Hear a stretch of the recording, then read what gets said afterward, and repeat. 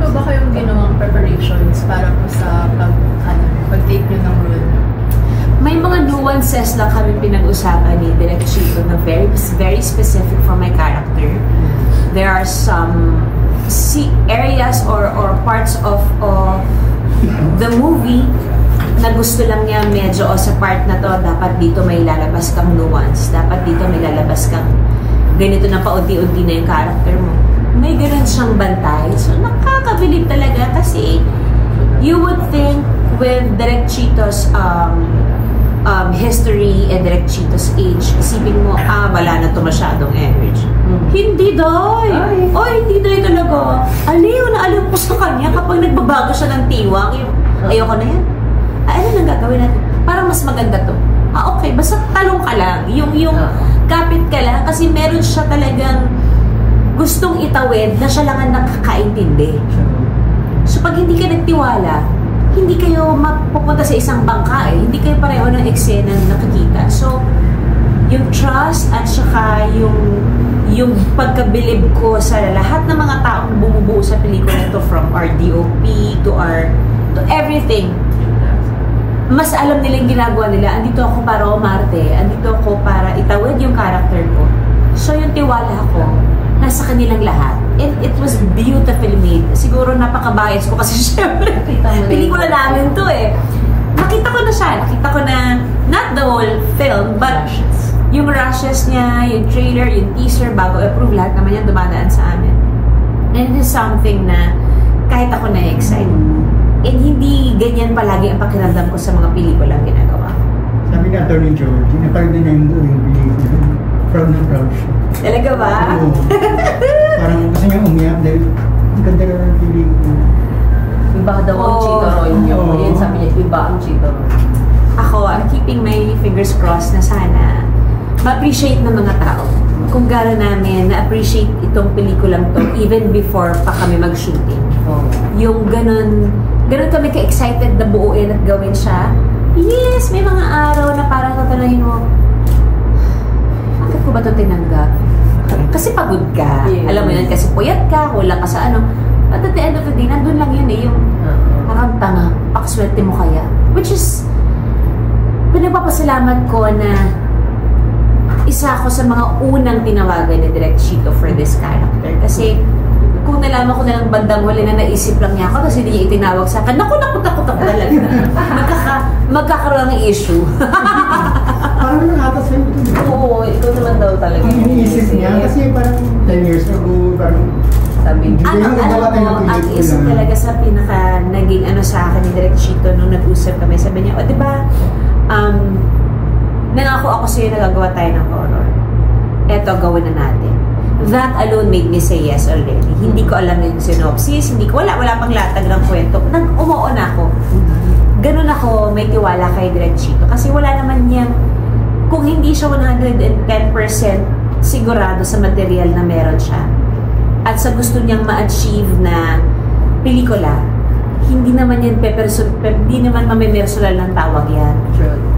Pero, for him to go out of his way to call me and tell me na tuparin na natin yung pinag-usapan natin, nangako ako sa iyo Yun lang parang hindi ko na-realize na naaalala niya pa pala yun. Ako actually medyo nakalimutan ko na nga yun Kasi isang dekada rin nagdaan. Mahigit pa nga. Pero bilang Taurus kami nga pareho Gets ko siya na, okay, pag may pinangako kasi kami sa isang tao, hindi ka patutulugin nun hanggat hindi mo siya nagagawa. And I'm just so happy that we were able to make a beautiful movie na sana mapanood ng mga tao kasi nakaka-proud to pelikula. Sabi mo parang nung hindi mo pa nababasa yun and then you just jumped into it. Nung alam mo na, kwento mo naman yung physical demands sa'yo nung movie. Nahihirapan ka ba? Mahirap kasi mahirap manakot Lalo ngayon wala ka talaga nakikita. Ano na lang to? Takutan acting talaga. Hindi naman din ako madaling matakot. So before sinasabi ko, nung ginawa ko yung KKK, kasal-kasali-kasalo at sakal-sakali sa klolo, mahirap magpatawa kaysa magpaiyak.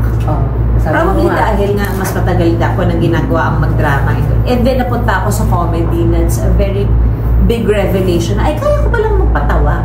And then nagpunta ako ng ibang horror. Tapos nagpahinga ako. Eto, sa tagal nang nagpapahinga ko sa paggawa ng horror films, nanibago talaga ako. Yung physically, may mga kailangan akong araling galaw. Okay. May kailangan akong ibalik na emosyon. Yung mga past pains na ayoko na sanang balikan, kailangan ko siyang balikan ulit kasi yun yung kinokol ng eksena.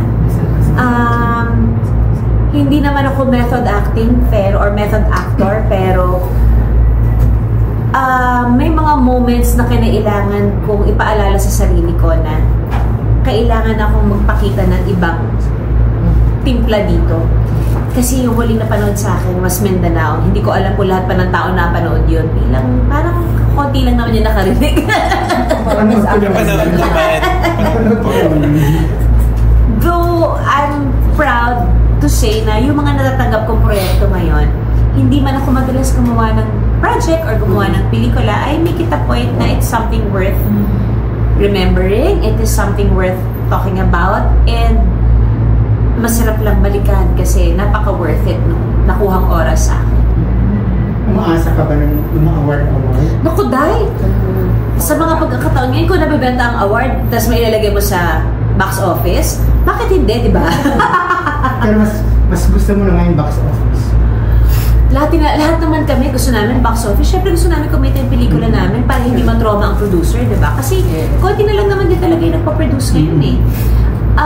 Yung award talagang ano yan. Sino ba namang hindi? Huwag tayo magplastika. Pero sa napakaraming mahuhusay na kakontemporaryo mo ngayon, and at the same time, marami naman yan eh. Matik nominated sa Best Actress because lead star and ganito. Anything can happen. Yung mapag-usapan lang yung pelikula at magtanda na pag sinabi ang title na Espantajo, yung gusto ko yung antindi ng discussion na, ay bakla, nakakatakot, ay bakla, ang ganda-ganda, ay chu-chu-chu-chu.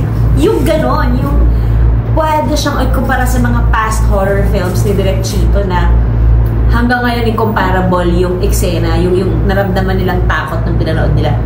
Gusto ko siyang ma-achieve. Gusto kong yun yung, or mas higit pa, yung maramdaman ng viewers. Kasi this is a mixture of family drama. May tinge pa nga ng mga cute funny moments. Para it's a perfect mixture of all the emotions in a family. Diba? Kasi tuloy na salita naman, pag nagkakaroon naman ng issue ang magkakapamilya, may pumapunchline naman talaga, diba? Huwag yung sabihin, hindi kayo pumapunchline sa harap ng nanay. I'm sure, sa dami ng bakla ngayon, hindi, grabe ang punchline. So may ganon. So it's a very real thing. At least for the situations na nagbabalyahan, nag-aaway, nagsasagutan, may hint pa rin ng real emotion. Apart dun sa Espantajo. Di ba kapag talaga ang exciting part yung parada? Exciting ba? Ayaw nila yun. Ayaw nila ba yun? Well, alam mo, gets ko kung bakit siya exciting. Kasi naging tradisyon na siya ng mga Pilipino, hindi ba? Mga tao na taga-probinsya talagang mag-aano sila kasi ang Christmas parade before was December 24. Hindi ko makakalimutan yan. Nangangarap akong umuwi ng Quezon City para lang mag-Noche Buena kasi nakakaalis ako ng Grandstand mga 8 p.m. na. Anong petsa na ako makakauwi, di ba? So, iyon yung mga moments na masarap balikan kasi iba naman din yung experience. Pag dalaga ka. Pero iba na rin naman ang priorities mo pag may pamilya ka, di ba? Masaya pa rin naman ang parade. Kasi nakikita mo yung ngiti ng mga tao, nakikita mo kung paano sila ma-excite pag nakikita nila yung mga artista. Yun yung mga emosyon na hindi nabibili sa Lazada. Kahit 11-11. Kasi napaka-raw. In fairness, hindi ako endorser. Pero, iyon yung mga bagay na ang sarap abangan. Kasi iyon yung libreng happiness na ibibigay mo sa mga tao na hindi naman maaaring lahat yan makapanood ng pelikula because truth be told, hindi na mura ang manood ng sine ngayon, which is very, very sad kasi dati ang sarap gumawa ng pelikula dahil kahit middle class family or lower class family afford kasi magkano lang naman ang pelikula ng 50 pesos.